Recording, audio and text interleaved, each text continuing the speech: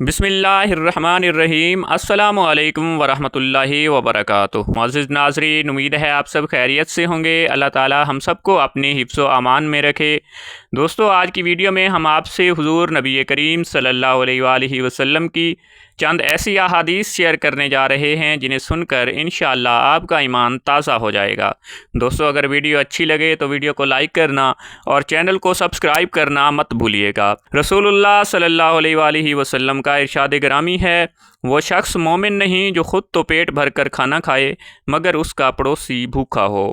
سیدنا ابو امامہ رضی اللہ تعالیٰ عنہ سے مروی ہے کہ رسول اللہ صلی اللہ علیہ وآلہ وسلم نے فرمایا، جس شخص نے فرض نماز کے بعد آیت الکرسی پڑھی اسے جنت میں داخل ہونے سے صرف موت نے روک رکھا ہے، یعنی وہ مرتے ہی جنت میں داخل ہو جائے گا۔ رسول اللہ صلی اللہ علیہ وآلہ وسلم نے ارشاد فرمایا، صرف 3 جگہ پر جھوٹ بولنا جائز اور حلال ہے۔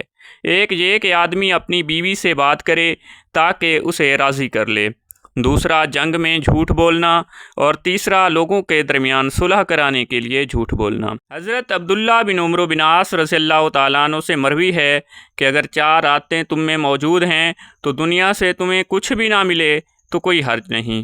نمبر 1، امانت کی حفاظت۔ نمبر 2، سچ بولنا۔ نمبر 3، اچھا اخلاق۔ اور نمبر 4، پاکیزہ لقمہ۔